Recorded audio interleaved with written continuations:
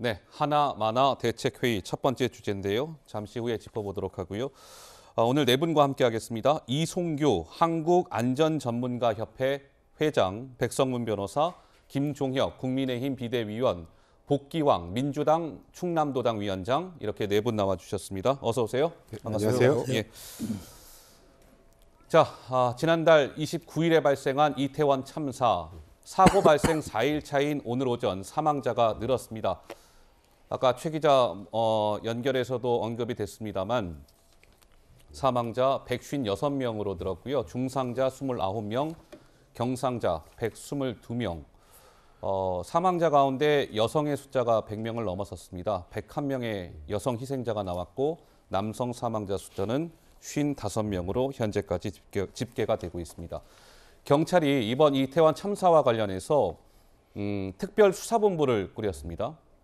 과학수사팀, 피해자보호팀, 전담수사팀 이렇게 해서 총 475명 규모, 굉장히 대규모로 특별수사본부를 경찰이 꾸렸습니다. 목격자 44명에 대한 조사를 진행 중이고요. CCTV, 주변의 CCTV 52건을 확보했다는 소식도 들어와 있습니다. 저희 채널A 취재진이 참사 직전과 직후 사고 현장 인근에 CCTV 영상을 좀 구했는데요. 저희가 준비해봤습니다. 먼저 보시죠.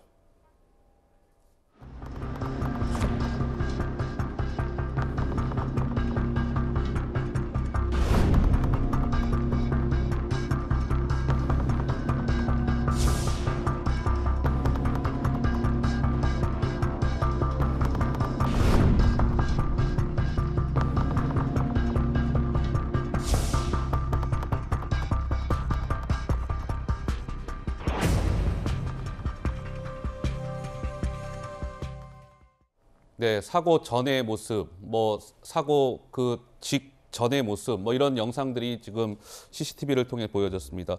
우리 이송규 회장 보시기에는 그러니까 이미 29일 밤 10시 15분에 첫 신고가 접수됐다는 건데 신고가 접수되기 수시간 전부터 사고의 징후는 농후했다라고 볼 만한 그 정황들이 CCTV를 통해서도 드러나네요. 어떻습니까? 그렇습니다. 그래서 신고가 들어왔는데 이제 중요한 거는 신고를 받고 징후가 나타났는데 저게 다음 얼마 후에 사고가 날 것이라는 것을 예상을 못한 것이죠. 네. 그렇기 때문에 대책이 안 나온 것입니다. 신고가 없었더라도 사고가 날 것이라고 생각했다면 대책을 세울 것인데 신고 받았더라도 사고 안 날 것 같은데? 라고 하니까 대책이 안 나온 것이거든요. 네. 그런 부분이 굉장히 안타깝습니다. 예, 지금 화면에도 보여지고 있습니다만 엄청난 인파가 모여 있었고 사고 밤 10시 15분 접수되기 전부터도 많은 인파가 몰려 있었는데 제대로 대응하지 못한 아쉬움이 남는 것 아니냐 이제 이런 목소리들이 좀 나오고 있고요. 그래서 저희가 이번 사고는 인재였던 것 아니냐라는 지적이 있습니다. 과연 그러한 것인지 그랬던 것인지 하나하나 좀 짚어보는 시간을 집중적으로 가져보도록 하겠습니다. 자, 사고 현장에 있었던 목격자들 한 목소리로 이렇게 증언하고 있습니다. 들어보시죠. 처음에는 이제 4-5명의 남성과 여성분들이 이렇게 내려가 이런 말을 시작했거든요. 근데 그 이후에는 사람들이 여러 명이 그 말을 따라하고 미는 압박이 더 강해져서 결국 이제 제 뒤에 있던 분까지 저를 밀게 된 이런 상황이었습니다. 뒤에서는 자신들이 이제 밀어 이렇게 외치고 있으니 노래 소리도 또 크고 그런 앞쪽에 말하는 뒤로를 못 들었던 것 같습니다. 네, 이제 비명 소리가 들리는데 사람들이 신나서 소리 지르는 줄 알고 더 밀었던 것 같습니다. 악 하는 비명 소리는 들렸지만 그게 신나서 소리 지르는 거라고 또 뒤에선 생각했다. 네, 그렇습니다. 지금 약간 관건이라고 해야 될까요? 이런 포인트가 있는 것 같습니다. 밀어 이런 목격담이 나왔는데 압사 사고 전에 무슨 일이 있었던 걸까요? 참사 당일 구조가 된 채모군에 따르면 밤 10시 10분경에 밀어라는 소리가 들렸다. 10시 15분에 첫 신고가 접수된 거 아니겠습니까? 5분 전에 밀어라는 소리가 들렸고 사람들이 넘어지기 시작했다. 일부 목격자는 남성 한 5-6명이 의도적으로 밀었다라는 증언이 나오고 있습니다.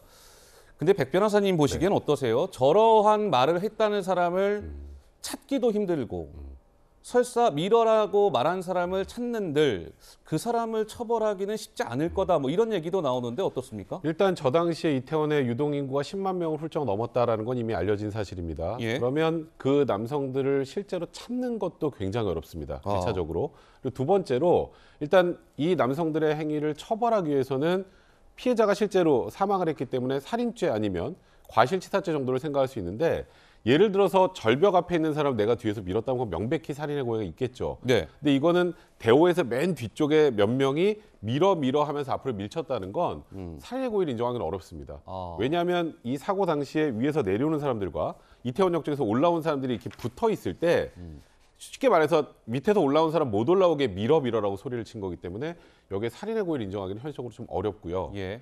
그다음에 과실이 있는지와 관련해서도 만약에 이 사람들이 앞의 상황을 제대로 인지 못하고 부주의하게 이런 행동을 했다고 하더라도 인과관계를 인정하기가 너무 어렵습니다.